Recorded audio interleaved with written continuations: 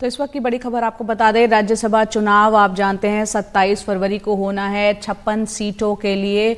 और इस चुनाव में बीजेपी ने यूपी से अपना 8वां उम्मीदवार उतारने का मन बना लिया है। संजय सेठ बीजेपी के यूपी से राज्यसभा चुनाव के लिए 8वें उम्मीदवार होंगे। संजय सेठ आज अपना नामांकन दाखिल करेंगे।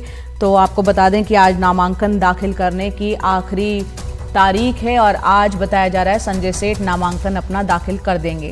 वो पहले समाजवादी पार्टी से राज्यसभा सांसद रह चुके हैं और समाजवादी पार्टी को छोड़कर वो बीजेपी में चले गए थे और उनको उम्मीदवार बनाने के बाद अब यूपी में 27 फरवरी को चुनाव कराना पड़ेगा। राज्यसभा के लिए 10 सीटें हैं यूपी से, जबकि बीजेपी के 7 नेता नामांकन कर चुके हैं और आज संजय सेठ नामांकन दाखिल करेंगे, इस तरह की खबर है।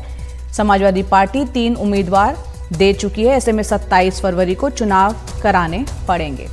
रणवीर इस वक्त हमारे सहयोगी हमारे साथ जुड़ रहे हैं फोन लाइन पर। रणवीर, अब जबकि लगभग ये तय है कि बीजेपी अपना 8वां उम्मीदवार उतार रही है, संजय सेठ के बारे में बताएं और अब ये मान लिया जाए कि 27 तारीख को इसके लिए अब चुनाव होगा। देखिए, संजय सेठ तैयारी कर चुके हैं नामांकन के लिए। आज दोपहर 1 बजे नामांकन होगा और इस नामांकन के लिए कम से कम 10 विधायकों का समर्थन चाहिए होता है और वो प्रक्रिया अभी सुबह से चल रही है। और जब 10 विधायकों का समर्थन हासिल हो जाएगा तब 1 बजे नामांकन होगा और नामांकन होने के बाद ये तय हो जाएगा कि 27 तारीख को यूपी में राज्यसभा के लिए चुनाव कराने पड़ेंगे। और इसकी वजह ये है कि कुल 10 सीटें हैं और 10 नामांकन अब तक हो चुके हैं, 7 भारतीय जनता पार्टी से और 3 सपा से। नंबर गेम की बात करें तो संजय सेठ को आरएलडी और बीजेपी सारे जितने वोट्स हैं सब मिलाने के बाद 8 सीटें कम पड़ेंगी और ये 8 सीटों के लिए अब जो है खेल शुरू होगा। बीजेपी 252 पर है, 13 अपना दल के पास है, 6 निषाद पार्टी, 6 सुहेलदेव भारतीय समाज पार्टी और 9 आरएलडी।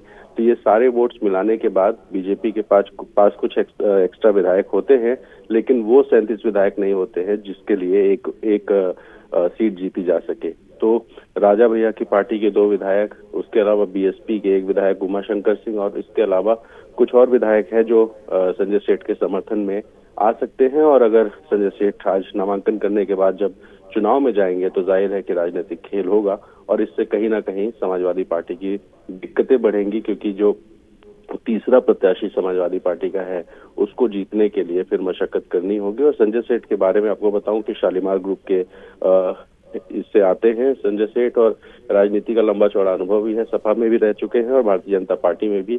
तो राज्यसभा में रहने के बाद अब फिर से राज्यसभा के लिए संजय सेठ तैयारी कर चुके हैं। नामांकन करेंगे आज दोपहर 1 बजे और इसके बाद 27 तारीख को चुनाव कराना जरूरी हो जाएगा।